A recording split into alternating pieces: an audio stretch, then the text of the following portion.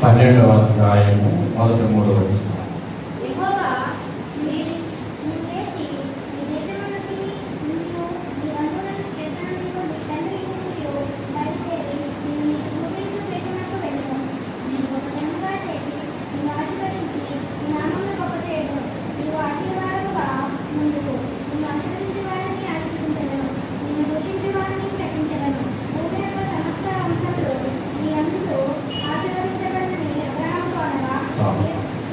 ప్రభువైన తండ్రి, మీ నామములు వందనాలు. మీ ద్వారా నియమించబడిన ఆత్మీయ తండ్రి అబ్రహామును బట్టి భూలోక సమస్త వంశములు కూడా ఆశీర్వదించబడునని, అబ్రహామును ఎవరైనా శపిస్తే వారిని మీరు మా తండ్రి శపిస్తాను అని పలికిన వారై ఉన్నారు. దూషించినా శపించేవాడవు, ప్రేమిస్తే దీవించేవాడవు. అబ్రహామును బట్టి మమ్మలను కూడా అబ్రహాము యొక్క బిడ్డలుగా మార్చినందుకు వందనాలు. ఈ దినము చదవబడిన వాక్యములో నుండి కొన్ని మాటలు మాకు అందించి మహిమ పొందుము.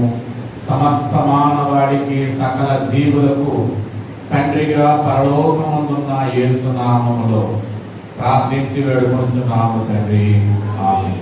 ప్రభువునందు ప్రియమైన వారులారా, ఈ దినము ఒక ప్రత్యేకమైన దినమై ఉన్నది. ఇది తండ్రుల దినోత్సవం. ఏంటంట? తల్లుల దినం అయిపోయింది, తండ్రుల దినం వచ్చింది. అంచేత ఈ దినం అంటే దినం అంటే చనిపోయినప్పుడు చేసే దినం కాదు. దినం అంటే ఒక రోజు అని. సాధారణంగా అందరూ కూడా ఎప్పుడు ఈ దినం ఏంటి అంటే పలానా రోజే చెప్పాలి. కానీ చాలా మంది ఏం చేస్తారు, దినం అనగానే మనకి ఏం గుర్తు చెప్పండి. దినము అనగా ఈరోజు ఈ శుభదినము. ఈ శుభదినం తండ్రి యొక్క గొప్పతనం. అసలు తండ్రి ఎందుకు ఉపయోగపడతాడు? తండ్రి లేకపోతే మేము బ్రతలేమా అనేవారు ఉండొచ్చు, భర్త లేకపోతే బ్రతలేమా అనేవారు ఉండొచ్చు.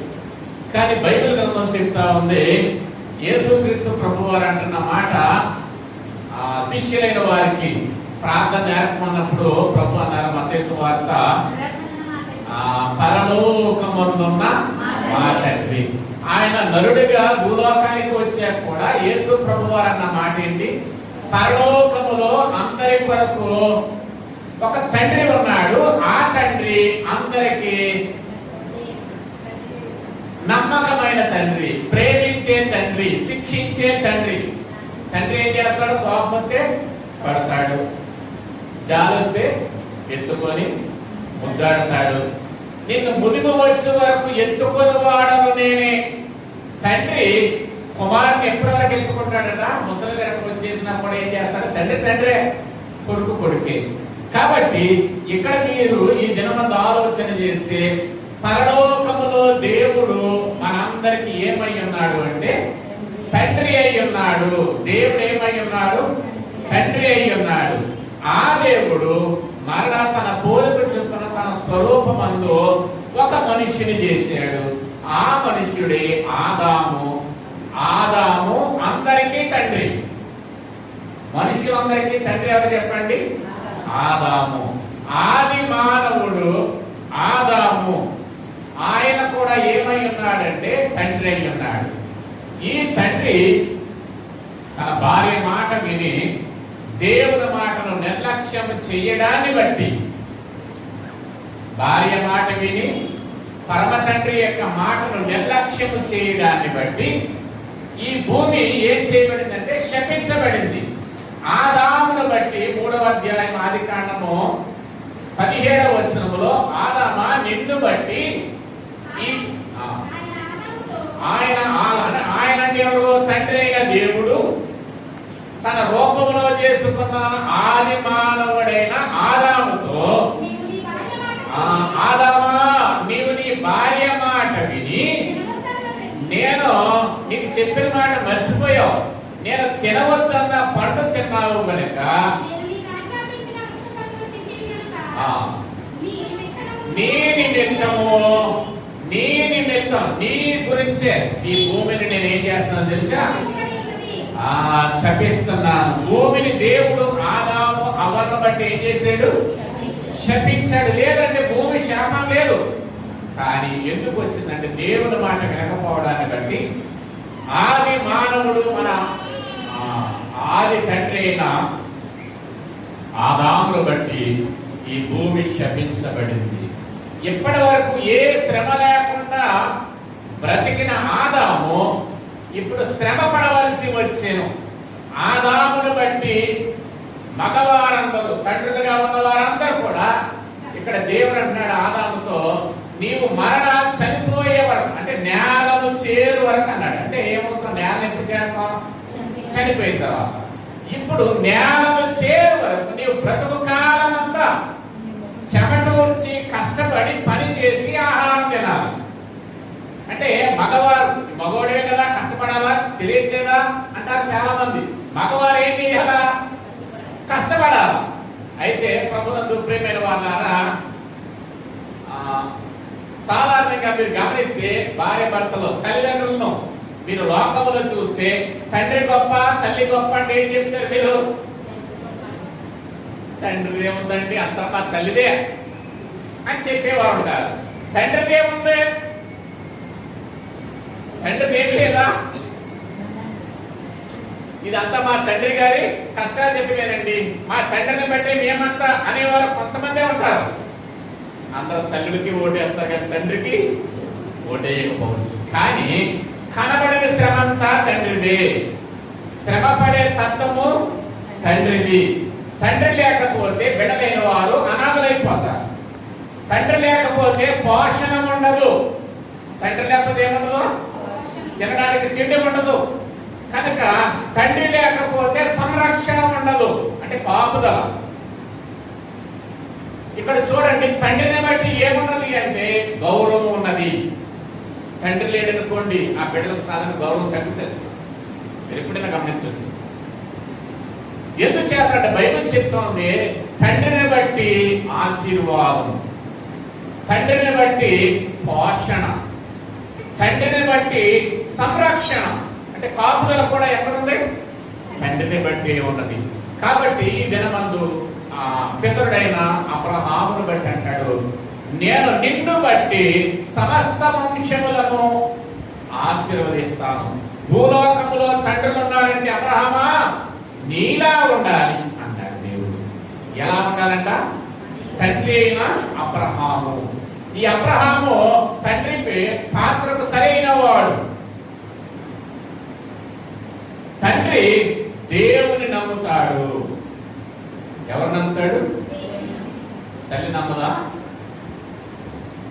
నమ్ముతుంది కానీ నమ్ముతుంది కదా. ఇప్పుడు ఆదాము అవ్వలను చూద్దాం, అబ్రహాము శారాను చూద్దాం. అబ్రహాము నమ్మేను, కానీ దేవుడికి అసాధ్యమైన ఏదైనా ఉందంటే ఆయన చేస్తాడు అని నమ్మాడంట. శారమేమో అనుమానంతో మరలా అక్కడ దేవుని ఎందుకు మరణ అవుతున్నాం? నేను సర్వశక్తి కలిగిన దేవుడు కదా అంటే నేను నమ్మలేదంటే దేవుడి దగ్గర ఏమన్నా మాడుతుంది అంటే అక్కడే మొదలైందా? బైబిల్ చెప్తా ఉంది, శారమాను నవ్వవు అని చెప్తున్నాడు దేవుడు. నేను నమ్మలేదండి అంటుంది ఆవిడ. కానీ ఇదే ముందు మీరు ఆలోచన చేస్తే తండ్రి కుటుంబంలో పాత్ర ఎంత?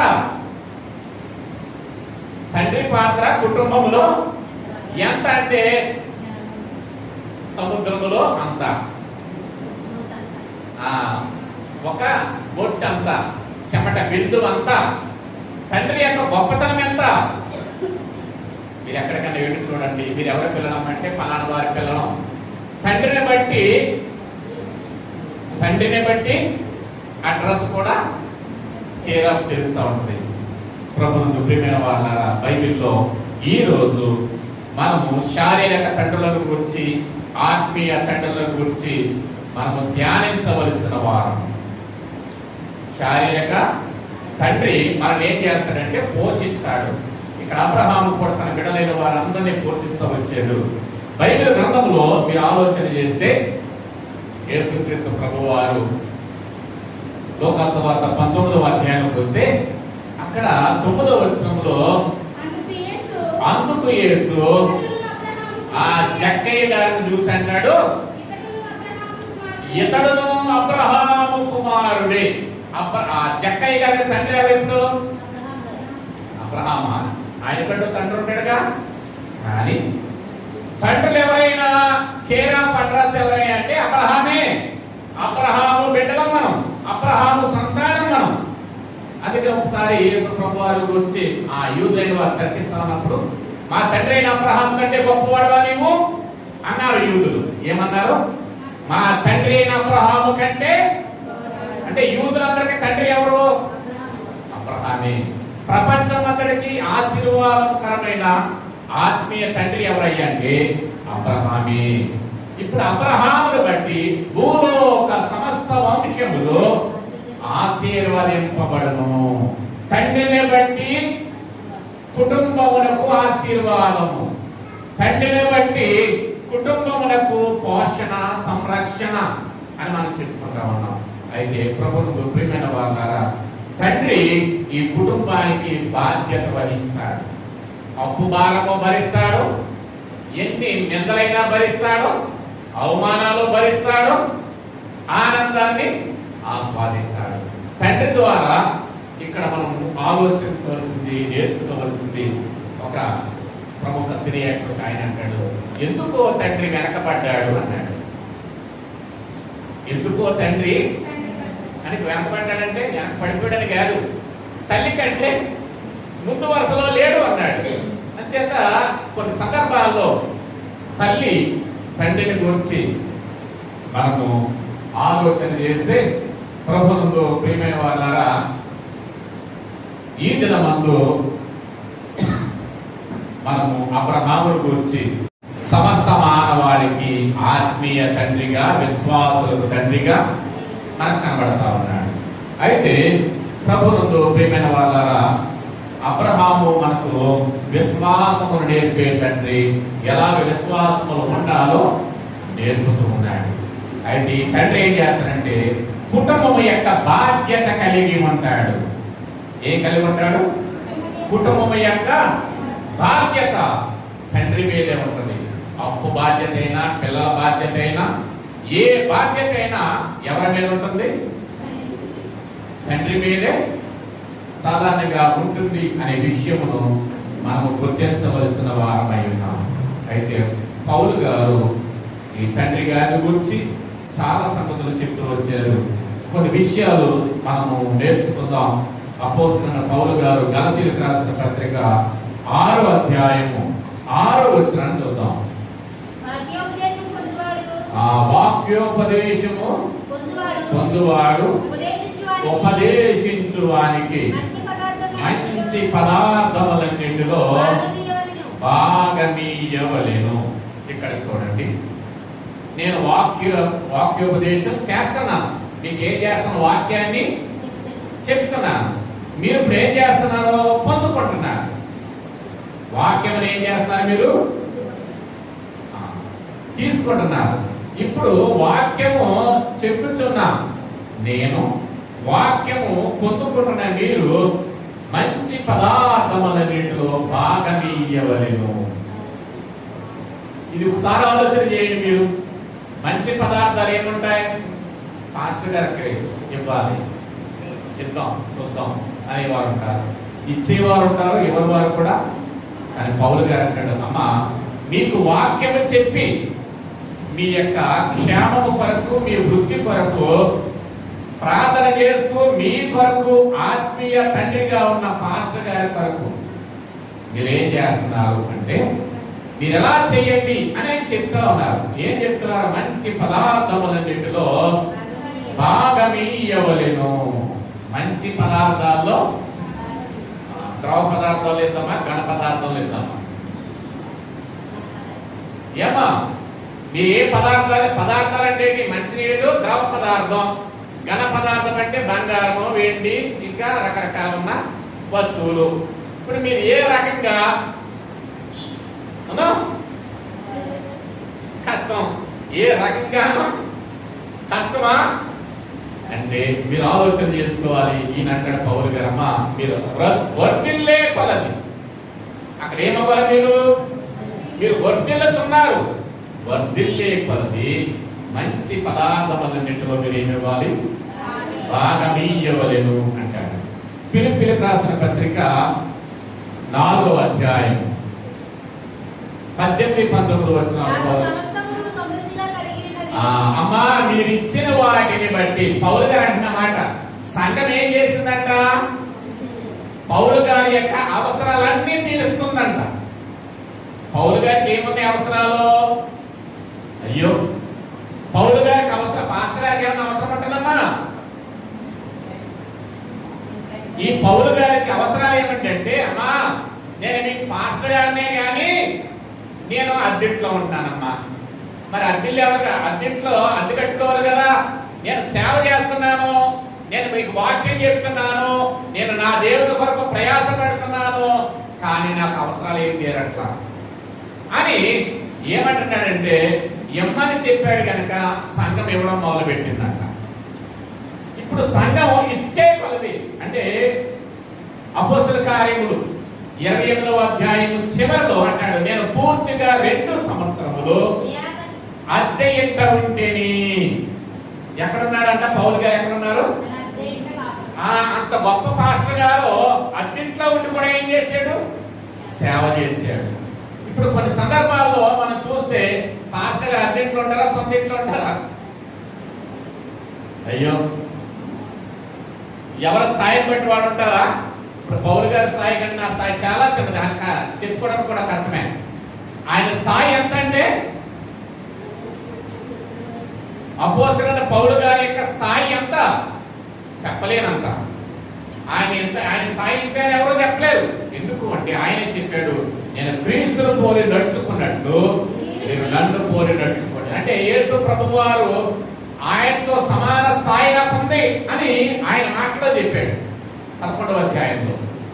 అందుచేత దైవ గ్రంథంలో మనం చూస్తూ ఉంటే పౌలు గారి కంట సంఘం ఏం చేస్తుందంట?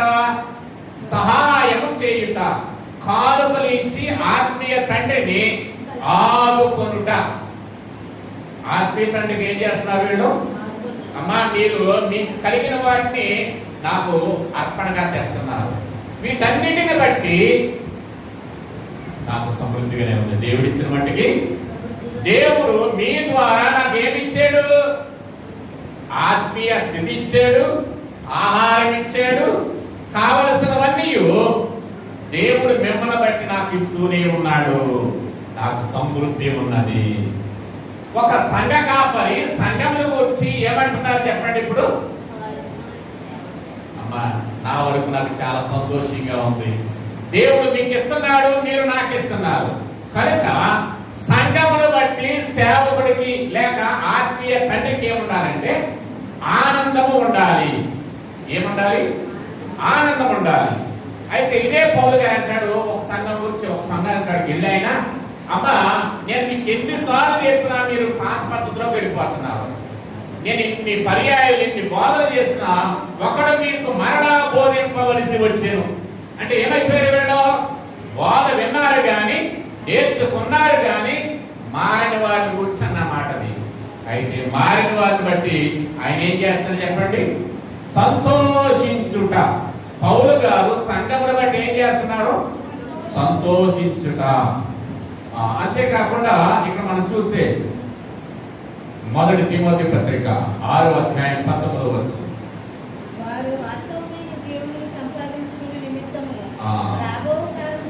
రాబో కాలములకు మంచి పునాది తమ కొరకు వేసుకొనుచు మేలు చేయువారును.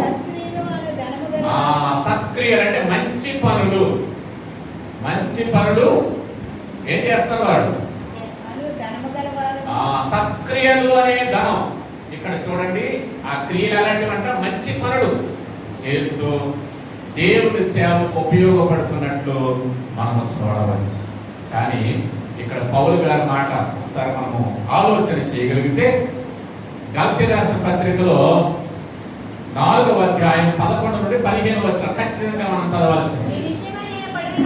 నేను మీ విషయంలో, ఒక పాస్టర్ గారంట సంఘం విషయంలో కష్టపడతాడమ్మా.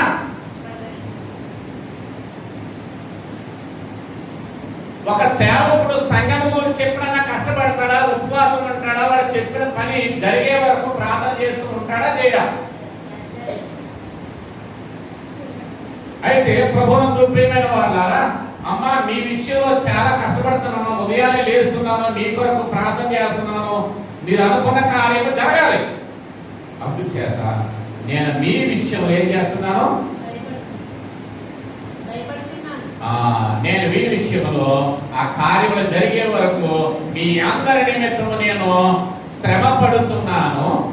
అందుచేత కొంచెం ముందుకు చదువుతాం. సహోదరుడా, నేను మీలాంటి మనిషిని కదా, అయినను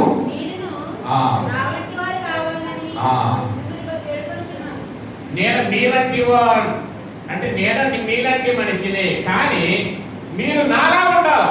నేను ఉదయాన్నే లేస్తాను, ప్రార్థన చేస్తాను, బోధన చేస్తాను, బైబిల్ బాగా చదువుతాను, నేను వాక్యాన్ని చెప్తాను. మీరు కూడా నావలే మారాలి, నాల ఆత్మీయ స్థితి కలిగి ఉండాలా, నావలే వరములు పొందాలి అని చెప్పి మీరు మీలా ఉంటే సరిపోదు, నావలే వాక్యాన్ని బాగుగా ఎరిగిన వారిగా ఉండాలి అని పౌలు గారు చెప్తూ వచ్చారు.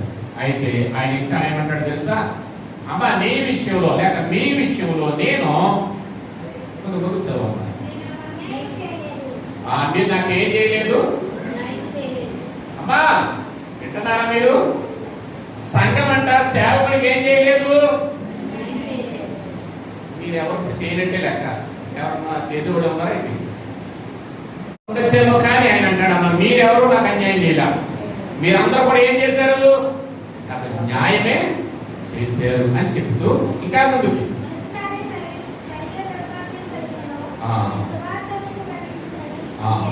మీరు ఎరుగుదురు.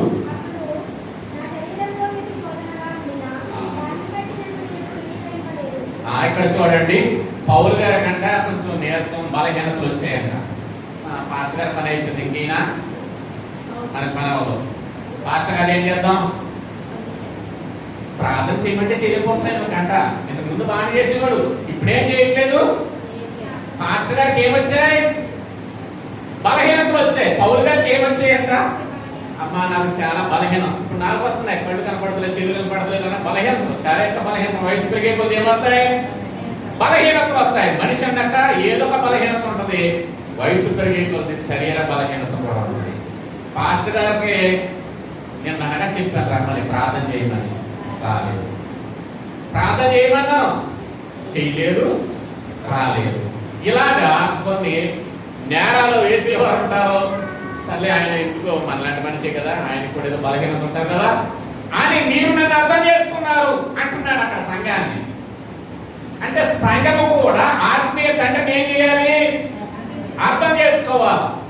ఇప్పుడు పౌలు గారిని అమ్మా నేను మీ విషయంలో ఎన్ని ప్రార్థనలు చేశానో, ఎలా ఉన్నానో ఆ సంగతి మీకు తెలుసు, నాకు తెలుసు. మీరు నన్ను ఎప్పుడు అపార్థం చేసుకోలేదు, మీరు ఎప్పుడు నాకు న్యాయమే చేశారు, మీరు ఎప్పుడు నాతోనే ఉన్నారు, నన్ను ఎప్పుడు విడిచిపెట్టి వెళ్ళలేదు అని చెప్తూ ఆయన ఏమన్నారు తెలుసా? ఆ సంఘం మీద ఆయనకి ఎంత నమ్మకం. ఈ మాట చెప్పి ముందుకెళ్దాం. ఏమన్నారు? ఆ సంఘంతో ఆయన అంటాడు, అమ్మా మీరంటే నాకు ఎంత ఇష్టమో తెలుసా, ఇలాంటి సంఘం కదా నాకు కావాల్సింది అంటూ, అమ్మ నేను ఎప్పుడు ఏం అడిగినా మీరు నాకు ఇచ్చారు, ఎప్పుడు ఏ పొదువు ఉన్నా నాకు తీర్చారు. కానీ ఇప్పుడు ఒకవేళ నాకు అవసరమై మీ కళ్ళు అడిగాను అనుకోండి, ఏంటి మీ కళ్ళు నేను ఇమ్మంటే మీరు ఇచ్చారు. మీరు ఎవరెవరు ఏ పాస్టర్ గారికి ఏదా కనీసం ఏమైనా ఉందా? మా కళ్ళు ఇచ్చేమంటాడే ఆయన అని మీరు అనుకుంటారు. కానీ అక్కడ సంఘం ఏమనుకున్నారు తెలుసా? పౌలు గారు ఏదడిగినా ఇవ్వడానికి సిద్ధంగా ఉన్నారు. పౌలు గారు అమ్మా నేను ఇప్పుడు ఒకవేళ మీ కళ్ళను ఓడవేసి ఇమ్మంటే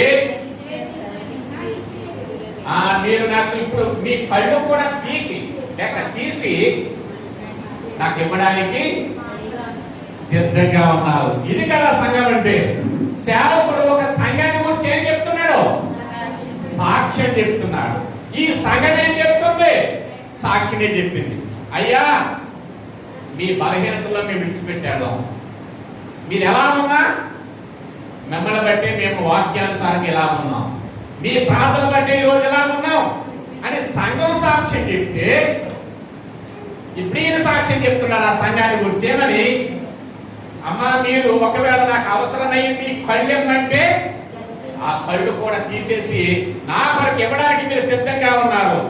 ప్రపంచంలో ఇలాంటి సంఘం ఎక్కడ ఉండబోదు. అది మన సంఘం అయి ఉండాలి. దేవుడికి స్తోత్రం. అంటే సేవకుల కొరకు ప్రాణత్యాగం. అంటే కళ్ళు తీసేది ఇంకేముంటది, ఇంట్లో పడి ఉంటుంది తప్ప. అంటే నా కొరకు నా సంఘం ఏదైనా చేస్తుంది, నా కొరకు నా సంఘం ఏదైనా చేయగలుగుతుంది నేను అడిగితే అంటున్నారు పౌలు గారు. నేను కాదు, నా సంఘం అడగకుండా చేస్తుంది. దేవుని స్తోత్రం. అడగకుండానే చేస్తున్నప్పుడు ఇంకెందుకు అడుగుతాం, ఇలా కనబడుతుంది. నేను ఏం అడగలా. ఆయన ఏం చేయాలనుకున్నా, ఆత్మీయ తండ్రిని ఏం చేయాలనుకున్నాడు ఆయన సంఘం తరఫున. అంటే ఫిషింగ్ ఎలా ఉంటుందంటే అడగకుండా చేసి సర్ప్రైజ్లు ఉంటాయి కదా. ఇప్పుడు ప్రభువునందు ప్రియమైన వారారా, ఈ దినమందు తండ్రి యొక్క గొప్పతనం ఏమిటి అంటే శ్రమపడుట. అయితే ప్రభువునందు ప్రియమైన వారారా, చాలా సంగతులు ఉన్నాయి. ఈరోజు ఆనందం ఏయో చెప్పాలనుకుంటున్నాను, అయినా చెప్పాను. ఈరోజు వాక్యంలోనికి ముందుకు వెళదాం. వాక్యంలోనికి ముందుకు వెళ్ళగలిగితే తండ్రి యొక్క గొప్పతనం 10 నిమిషాలు 10 పాయింట్లు చెప్పాలి. ఇంకా తండ్రి యొక్క మనము ఆలోచన చేస్తున్నప్పుడు సామెతల గ్రంథము 20వ అధ్యాయము 7వ వచనం.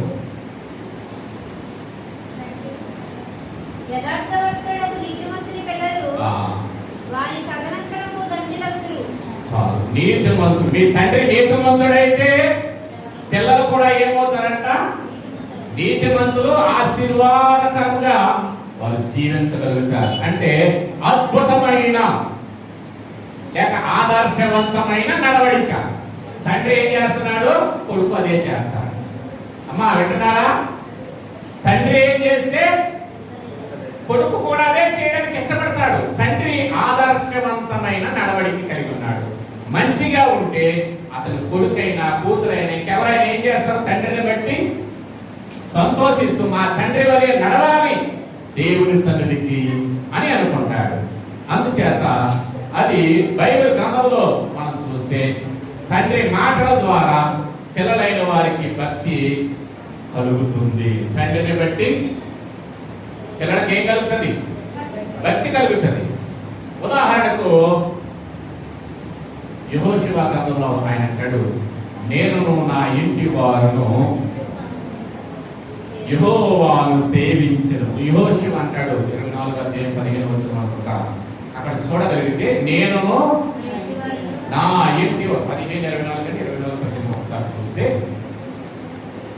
నేను నా ఇంటి వారును యెహోవాను సేవించెదము అనే మాట మనకు కనపడుతుంది యెహోషువ గ్రంథంలో.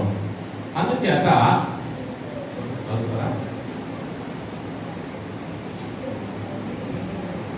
24:15 రైట్. యెహోషువ గ్రంథము 24:15లో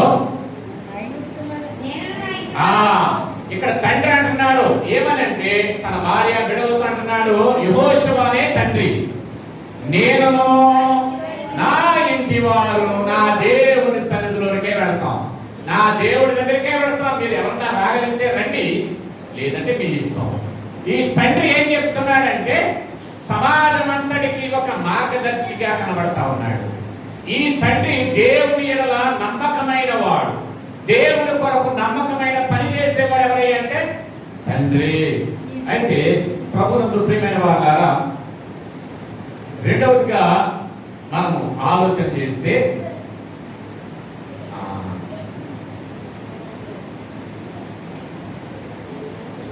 తండ్రి యొక్క రెండవ లక్షణం ఏంటంటే కనికరము మరియు ఆదరణ. కనికర పడతాడంట, బిడ్డకి ఏదైనా అవసరమైతే తండ్రి ఏం చేయాలా, జాలి పడతాడు లేక ఆదరిస్తామా, మీకేం పర్లేదు నేను ఉన్నాను అని ధైర్యం చెప్తాడు, కనికర పడతాడు. ఆ బిడ్డ వరకు ఆ తండ్రి ఏం చేస్తాడంటే ఆ పని చేయడానికి పూనుకుంటాడు. అందుచేత తండ్రికి ఉండే లక్షణాల్లో కనికరము మరియు ఏమంటది ఆదరణ. ఈ విషయాన్ని 103వ కీర్తన 13వ వచనం చూద్దాం ఒకసారి. చాలమ్మా. తండ్రి తన కుమారుల ఎడల కుమార్తెల ఎడల ఏం పడతాడు? జాలి పడతాడంట. తండ్రి జాలి పడ్డాడంటే అది వచ్చేసినట్టే. దేవుని స్తోత్రం. తండ్రి జాలి పడాలంటే ముందు ఏమవ్వాలా? పరమ తండ్రి జాలి పడాలి మన ఎడల. భూలోక తండ్రి కూడా ఏం చేయాలా? బిడ్డల ఎడల జాలి పడాలి. మూడవది, ఈ తండ్రి ఎలా ఉంటాడు తెలుసా? క్రమశిక్షణతో కూడిన శిక్షణ. డిసిప్లిన్ చాలా అవసరం. తండ్రి కొడుకునైనా కూతురునైనా ఏం చేస్తాడు? కొడతాడు. డిసిప్లిన్ లో పెడతాడు, కొడతాడు. తండ్రి ఎందుకు కొడతాడో తెలుసా? బైబిల్ చెప్తా ఉంది, బెత్తమ వాడిని తండ్రి తన బిడ్డకు విరోధి. అందుచేత ఇక్కడ ఏం చేస్తున్నాడు తండ్రి? తన బిడ్డలైన వారిని సరైన మార్గంలో పెట్టడం కొరకు తండ్రి యొక్క పాత్ర అమోఘమైనది. అందుచేత అపోస్తలుడైన పౌలు గారు ఎఫెసీయులకు రాసిన పత్రిక 6వ అధ్యాయం 4వ వచనం చూద్దాం. మీరు మీ పిల్లలకు కోపము రేపక, మీరు మీ పిల్లలకి ఏం చేయకూడదు? కోపము రేపక ప్రభువు యొక్క శిక్షణలోను. చూడండి, ప్రభు శిక్షణలో పెంచితే ఏముండదు? కోపం ఉండదు. ప్రభువు కొరకు పెంచితే భయము ఉండదు. కాబట్టి బిడ్డలైన వారిని తండ్రి దేవుని కొరకు పెంచే తండ్రిగా ఉండాలి. ఇక 4వదిగా చూస్తే నిరంతర రక్షణ మరియు భారం. ఈ బిడ్డల ఎడల ఆయన ఏం కలిగి ఉంటాడో? భారం కలిగి ఉంటాడు. సెక్యూరిటీ కూడా ఇస్తాడట. ఏమిస్తాడు ఆయన? ఆ రక్షణ. కుటుంబానికి యజమానుడు ఏమై ఉంటాడు? తండ్రి ఏమై ఉన్నాడు చెప్పండి? సెక్యూరిటీ అయి ఉన్నాడు, కాపుదారుడు. అందుచేత బిడ్డల కొరకు కుటుంబం కొరకు తండ్రి ఏం చేస్తాడంటే ప్రాణ త్యాగం చేయడానికైనా సిద్ధముగా ఉంటాడు. కాబట్టి తండ్రి యొక్క బాధ్యత ఎంత అని ఎవరు వర్ణించలేరు. కాబట్టి ద్వితీయోపదేశకాండ 1వ అధ్యాయము 31వ వచనాన్ని చూద్దాం.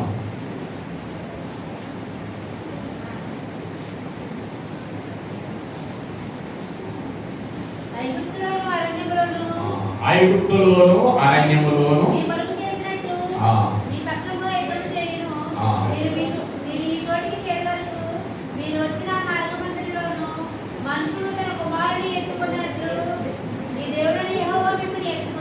తండ్రి అయిన దేవుడు అంట ఇశ్రాయేలు పిల్లలను, ఇశ్రాయేలు అందరూ ఆయన పిల్లలు కనుక ఆయన ఏం చేశాడు? ఎత్తుకొని కాపుదల్లో ఉంచాడు.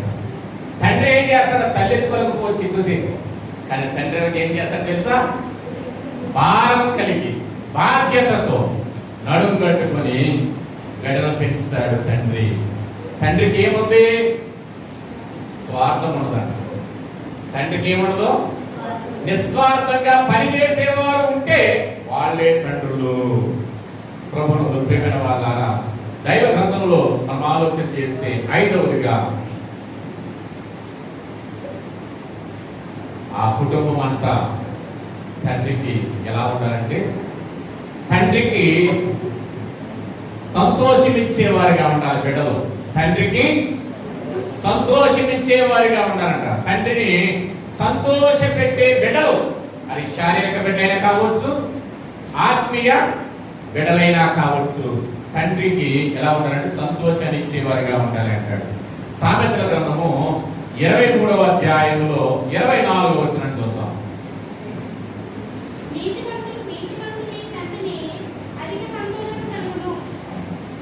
ఏం కలుగుతుందట?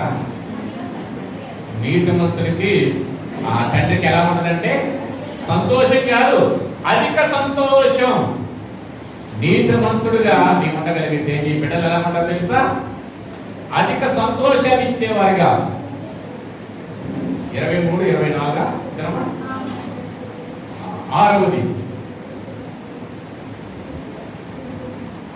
ఎలా ఉంటాడు తండ్రి అంటే కుటుంబానికి ఆత్మీయ నాయకుడిగా ఉంటాడు. ఇందాక చెప్తున్నాను, ఇక్కడ ఇక్కడ యెహోషువ గ్రంథం 24:17 ఎలా ఉన్నారు అక్కడ మనం తెలుసుకోవచ్చు.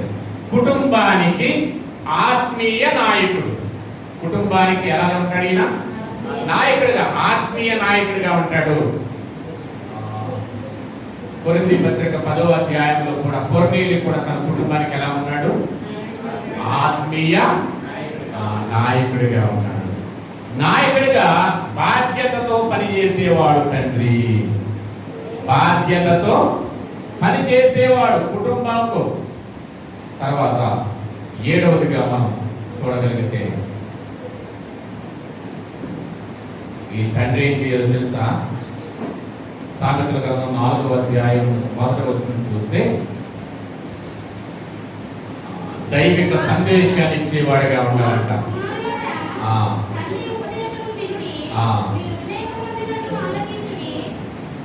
మీ తండ్రి ఇక్కడ చూడండి, తండ్రి యొక్క మాటను త్రోసివేయవద్దు. తండ్రి మీకు దేవుని సంగతులు మాత్రమే చెప్తాడు. ఈ తండ్రి ఏం చేస్తాడంట? బోధ చేస్తాడు బిడ్డలకు. ఎందుకు చేస్తాడంటే వారు పెద్దవారైనప్పటికీ వాటిని తొలగిపోకూడదని. తండ్రి ఉపదేశమును మీరేం చేయాలంటే ఆలకించండి. తండ్రి ఉపదేశాన్ని మీరు ఏం చేయాలి? ఆలకించండి. 8వదిగా శ్రమలో ఓర్పు లేక కష్టపడే తత్వం. ముందుగా మనం చెప్పుకున్న మనం ఎక్స్ప్లెయిన్ చేస్తానండి మీకు. తండ్రి ఏం చేస్తాడంట? శ్రమలో ఓర్పు, కష్టపడే తత్వం ఈ తండ్రి కలిగి ఉంటాడు. కాబట్టి ఆదికాండంలో 3వ అధ్యాయంలో 17-19 వచనాల్లో ఆది తండ్రి ఏం చేశాడు? చెమట వచ్చి కష్టపడ్డాడు తన కుటుంబం కొరకు. తన కుటుంబం కొరకు తండ్రి ఏం చేస్తున్నాడు? ఇప్పుడు కష్టపడుతున్నాడు. 9వదిగా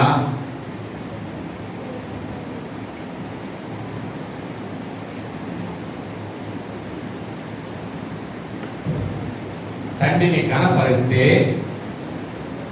అంటాడు, తండ్రిని మీరు ఎప్పుడైతే ఘనపరుస్తారో మీరు ఆత్మీయ ఆశీర్వాదం పొందుకుంటారు. 9వది ఏంటి? తండ్రిని ఘనపరిస్తే ఆత్మీయ ఆశీర్వాదము పొందుకుంటారు. ఈ విషయాన్ని 10 ఆజ్ఞలో చెప్పారు. నిర్గమాకాండం 20వ అధ్యాయం 12వ వచనం చూస్తే నీ దేవుడైన యెహోవా నీకు అనుగ్రహించు దేశములో నీవు ఎక్కువ కాలం బ్రతకాలంటే, అమ్మా వింటున్నారా?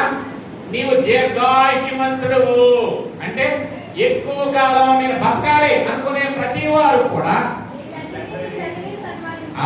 ఎవరినే? దేవుడేమో నీ తండ్రిని తల్లిని అంటే ఈ మనుషులు అంటారు, తల్లిదండ్రులు అంటారు. ముందు తల్లిని పెడతారు, తర్వాత తండ్రిని పెడతారు. ఇదేంటి? బైబిల్లో ఏం రాయబడింది? నీ తండ్రిని, ముందు తండ్రి, నీ తల్లిని ఇద్దరిని పెట్టాడు. కానీ దేవుడు ముందు తండ్రికి ప్రాముఖ్యత ఇచ్చాడు, ప్రయాణించాడు. దేవుడు చెప్పింది మనుషులకు నచ్చదు. తల్లి పెట్టి తర్వాత తండ్రి ఏమైంది అని తల్లిదండ్రులు అంటే మొదలెట్టారు. తల్లిదండ్రుల తండ్రి తల్లి అంటే బాగలేదా? ఏమో అక్కడ దేవుడు ఈ 10 ఆజ్ఞలలో ఒక ఆజ్ఞగా ఖచ్చితంగా చెప్పింది ఏంటంటే నీ తండ్రిని నీ తల్లిని సన్మానించుము, గౌరవించుము అని చెప్పి. అందుచేత దీర్ఘాయుష్ కావాలంటే తండ్రిని తల్లిని సన్మానించే క్రమములోనికి మనం రావాల్సిన వారమై ఉంటూ ఉన్నాం. కాబట్టి ఈ దినమందు మనం ఆలోచన చేస్తే చివరిగా 10వది తిరుగులేని విశ్వాసం. తండ్రికి ఉంటుందా తల్లికి ఉంటుందా అంటే మరి ఇక్కడ తండ్రి గురించి చెప్పుకోవాలి కనుక ఈరోజు తండ్రికే గొప్పతనం. నేను కూడా ఒక తండ్రిగా నేను నాకే కొట్టేసుకుంటా. ఖచ్చితంగా బైబిల్ కూడా అదే చెప్తాం. ముందు పురుషుడు కొరకు స్త్రీ, పురుషుడు కొరకు స్త్రీ చేయబడింది కానీ స్త్రీ కొరకు పురుషుడు కాదు అని చెప్పి బైబిల్ చెప్తాం. తిరుగులేని విశ్వాసం, తిరుగులేని అందుచేత ఈ తండ్రి గొప్పతనము లేక విశ్వాసమే మనందరికీ గొప్ప విశ్వాసము. అందుకని కీర్తనకారుడు అంటాడు 78వ కీర్తన 4వ వచనం ముగించుకుందాం.